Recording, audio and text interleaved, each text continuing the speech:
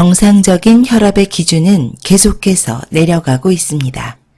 1900년에는 160에 100, 1970년에는 140에 90, 2020년은 120에 80입니다. 혈압의 기준은 점점 왜 내려갈까요?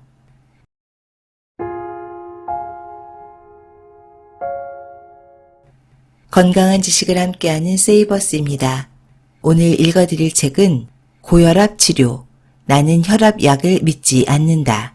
저자 선재광, 전나무숲에서 편했습니다.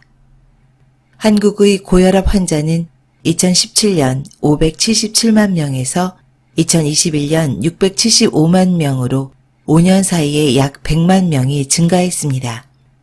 지난해 국내 성인 3명 중 1명은 고혈압 환자로 추정되고 있습니다. 고혈압이 주는 단어의 공포는 무시무시합니다. 마치 고혈압으로 판정되면 혈관이 터져서 뇌출혈, 뇌경색, 심장마비가 올 것만 같습니다. 정말 그럴까요? 오늘은 고혈압에 대한 다른 시각에 대해 알아보도록 하겠습니다. 저자 소개, 선재광, 한의학 박사, 만성질환 전문의, 현재 동국대학교 한의과대학 겸임교수, 경락진단학회 명예회장, 별뜸연구소 소장, 대한한의원 원장이다. 동국대학교 한의과대학을 졸업, 동대학원에서 한의학 석사 및 박사학위를 받았고 서울 대한한방병원 원장을 지냈다. 피 해독과 체온 상승을 통해 고혈압, 당뇨병, 암, 치매 등의 만성질환을 치료하는 한약과 치료기를 개발, 치료에 활용하고 있다. 다양한 저서를 집필하고 출간했다. 이제 책의 본문을 읽어드리겠습니다. 당신이 혈압약을 먹게 된 진짜 이유. 혈압 측정 결과 혈압이 높다는 의사의 말을 한치의 의심 없이 받아들이고 마치 세뇌된 듯 약국에서 혈압약을 처방받아온다. 대부분의 사람들이 이렇게 혈압약과 인연을 맺는다. 하지만 이 과정에서 사람들은 혈압이 정상치보다 높으니 혈압을 떨어뜨리는 약을 처방하겠다라는 의사의 말만 귀담아 들을 뿐 자신이 왜 고혈압인지, 어떻게 고혈압이 됐는지, 혈압약의 성분은 어떤지, 혈압약의 부작용은 무엇인지 등 당연히 알아야 할 내용들을 일일이 물어보지 않는다. 그저 당신은 고혈압입니다 라는 의사의 말에 지레 겁을 먹고 자연스레 혈압약과 병원에 의지해 살게 된다. 고혈압의 원인은 참으로 다양하다. 유전일 수도 있고 신장질환이 원인이 되어 생겼을 수도 있다. 또는 잘못된 생활 습관에서 비롯될 수도 있다. 따라서 먼저 자신의 고혈압의 원인을 파악해야 한다. 무턱대고 혈압약부터 먹을 일이 아니라는 이야기다. 하지만 현실은 그렇지 않다. 병원은 그저 의사와 환자를 수직적인 관계로 설정해 놓은 채 자세하고 친절하게 설명해 주지 않는다. 혈압약이 평생 먹어야 할 약으로 각인되다. 혈압약은 한번 먹기 시작하면 평생 먹어야 한다는 말이 상식처럼 각인된 데는 의사의 반복적인 절대로 약을 끊으면 안 된다는 말의 영향이 크다. 약 처방을 최선의 치료법으로 아는 의사일수록 기회가 있을 때마다 혈압약을 빼놓지 않고 복용할 것을 당부한다.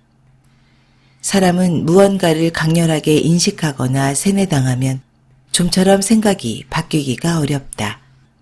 그 결과 고혈압 환자들도 약을 끊으면 안 된다는 말을 진리인 양 받아들이고 심지어 약을 끊으면 당장 죽는다고 믿기도 한다.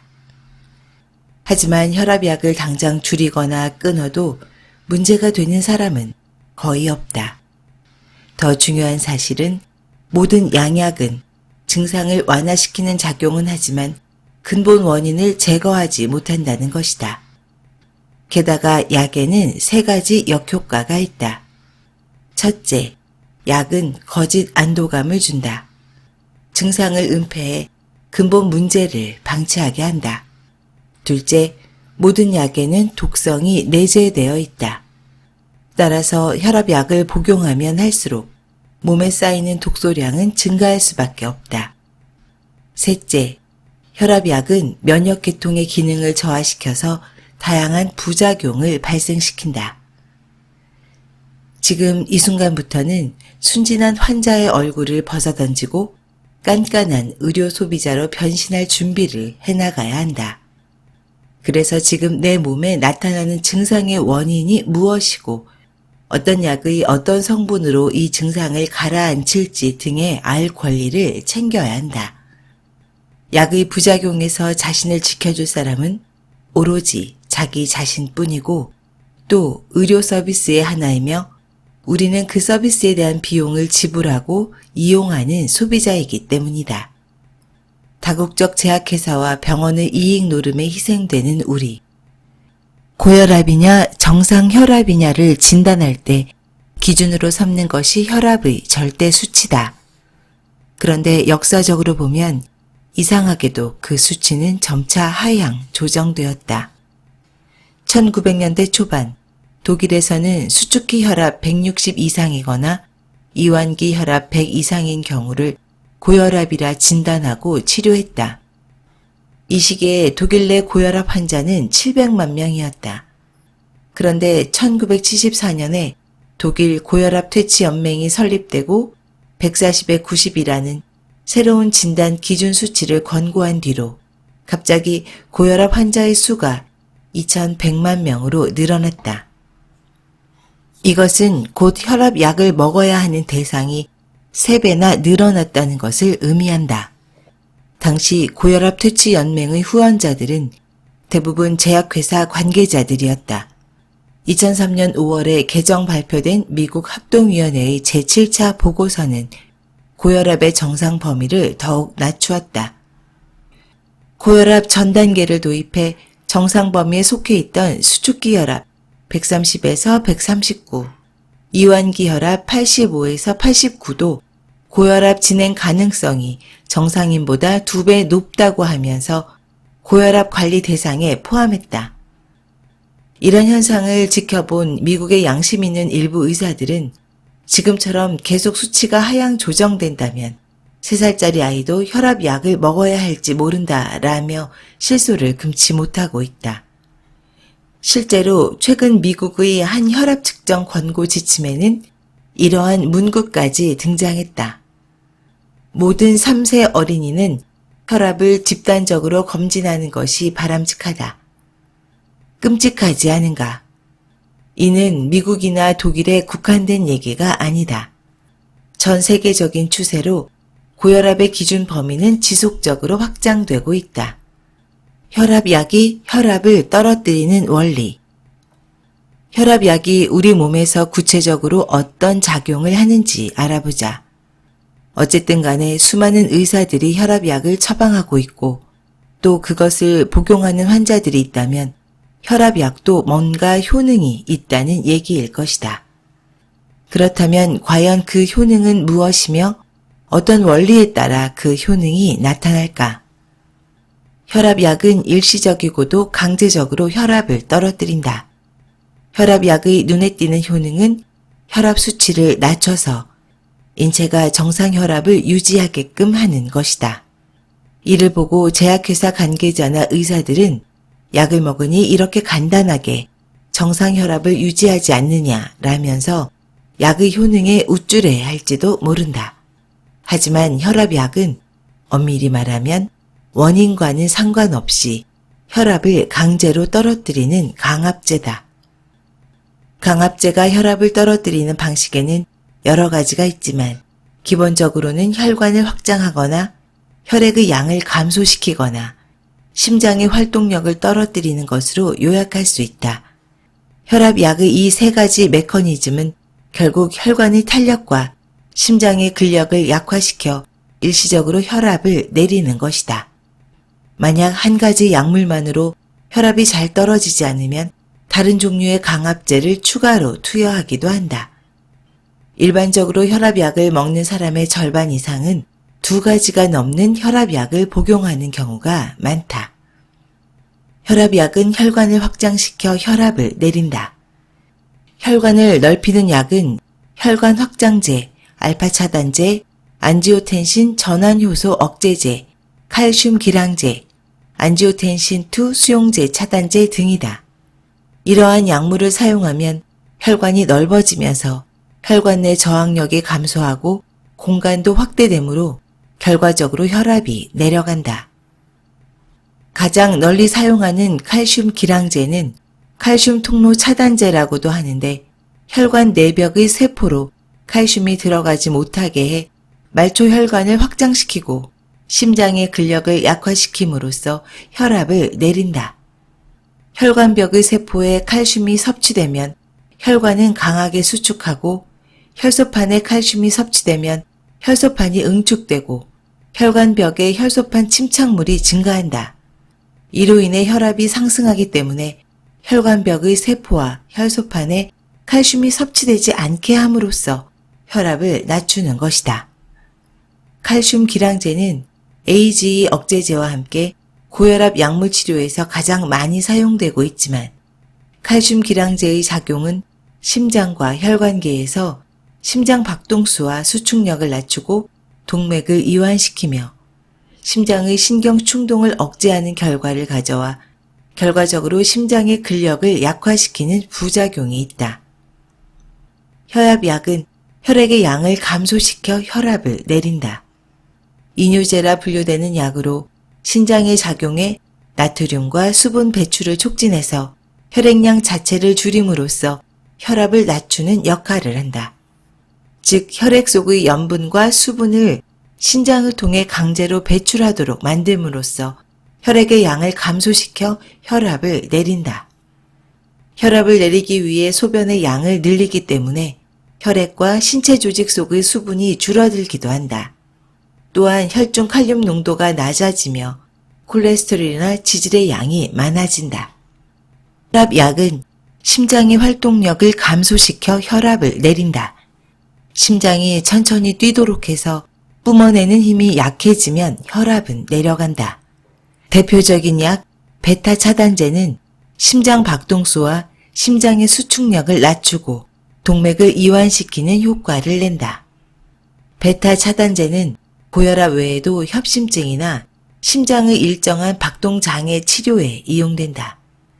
베타 차단제에 의해 심장 기능이 감소하면 산소를 덜 필요로 하게 되므로 협심증이 완화되는 원리이다. 베타 차단제는 많은 환자들에게 심각한 부작용을 유발한다. 이완된 동맥계에서 심박출량이 감소되므로 손과 발, 두뇌에 충분한 혈액과 산소가 공급되기 어려운 경우가 자주 발생한다. 그 결과 베타 차단제를 복용하는 사람들은 흔히 수족냉증, 신경통, 정신기능의 손상, 피로, 현기증, 우울증, 무기력증, 성욕감퇴, 발기부전 등의 증상을 호소한다. 또한 베타 차단제는 나쁜 콜레스테롤과 중성지방 수치를 상당히 높이기도 한다. 주의할 점은 베타 차단제의 복용을 갑자기 중단하면 절대 안 된다는 것이다. 두통과 심장 박동수의 증가, 혈압의 극적인 상승과 같은 금단 증상을 유발하기 때문이다. 베타 차단제는 폐의 기도를 좁히기도 하므로 천식 환자는 복용하면 안 되고 심장의 수축력을 약화시키기 때문에 심장 기능 부전 증상이 있거나 심장의 혈액 공급 기능이 나쁠 때는 적절하지 않다. 혈압약의 치명적인 부작용. 혈압약을 먹고 있거나 이제 막 먹기 시작한 사람들은 자신의 몸에 나타나는 변화를 면밀히 관찰할 필요가 있다.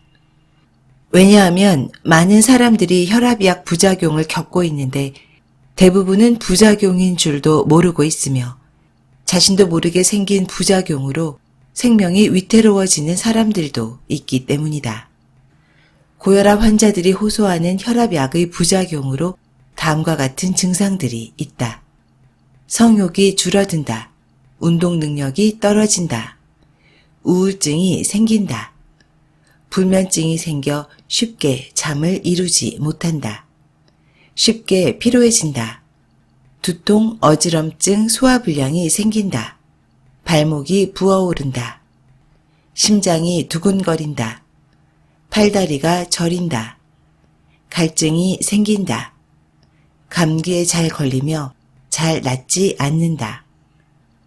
여성의 경우 우울증, 불면증, 심장 두근거림, 불안감. 남성의 경우 발기장애, 성욕 감퇴, 빈뇨, 의욕상실 등이 있다. 혈압을 낮추는 생활습관. 1. 혈압 수첩은 당장 버려라. 2. 적정 체중을 유지하라. 3. 혈압이 크게 오르는 오전 6시에서 9시를 조심하라. 4. 담배는 당장 끊어라. 5. 술은 적당량을 조금씩 천천히 마셔라. 6. 하루에 7시간 이상 숙면하라. 7. 스트레스는 그때그때 풀어라. 8. 오래 앉아있지 말고 수시로 움직여라. 9. 낮에 햇볕을 쬐며 가볍게 걸어라. 10. 목욕으로 심신의 긴장을 풀어라. 11. 겨울은 냉기로 인한 혈압 상승을 막아라. 12. 외출 전 준비 운동으로 온도차에 적응하라. 혈압을 낮추는 식사 습관. 1. 원형 그대로의 음식을 먹어라. 2. 복합식품과 단순식품을 함께 먹어라. 3. 체내 독소를 배출하려면 아침 식사를 하지 마라. 4. 단짠 음식을 피하라. 5. 염분은 천연 소금으로 섭취하라. 6. 단백질은 동물성과 식물성을 적정 비율로 먹어라. 7.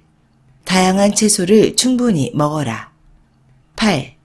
백미밥보다 현미밥을 먹어라. 9. 건강의 원천 효소를 보충하라. 10. 충분한 물 섭취로 체액을 정화하라. 11. 미네랄과 비타민 등 영양소로 고혈압을 예방 치료하라. 12. 칼슘, 칼륨, 마그네슘을 먹어 혈압을 낮춰라. 지금까지 선재강 원장의 고혈압 치료, 나는 혈압약을 믿지 않는다를 읽어드렸습니다. 오늘은 아쉽게도 이 책의 극히 일부만을 소개드렸습니다.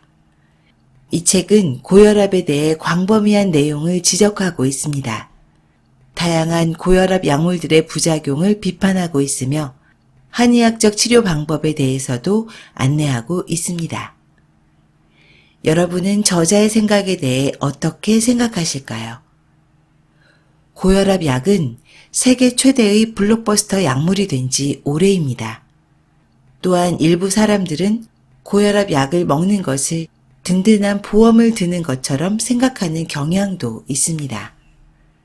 저자는 혈압약 복용에 대해 무조건적인 반대를 하는 것은 아닙니다. 혈압약을 반드시 복용해야 하는 경우도 있습니다.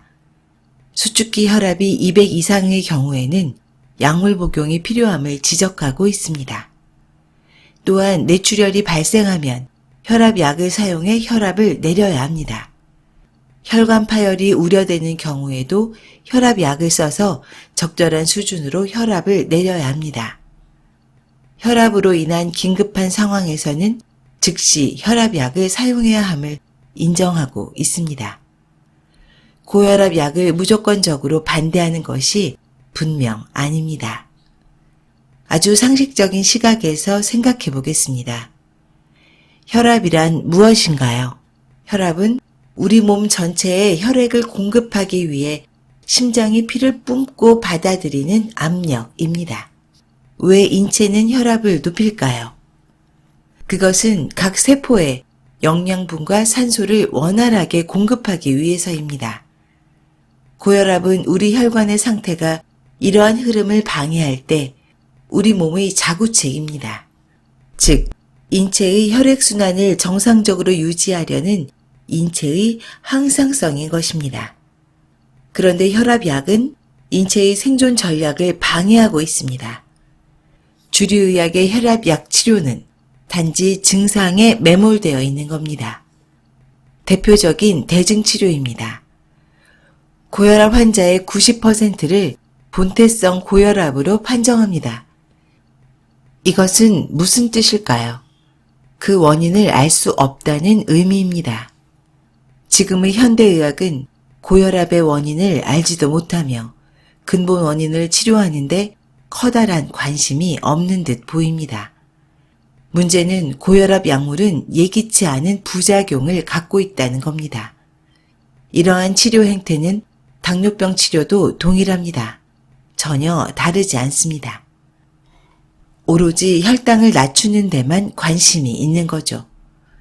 21세기 우리를 위협하는 질병을 통칭해서 만성질환이라고 합니다. 만성질환을 다른 말로 생활습관병이라고도 합니다. 만성질환의 근본 원인을 아시겠죠?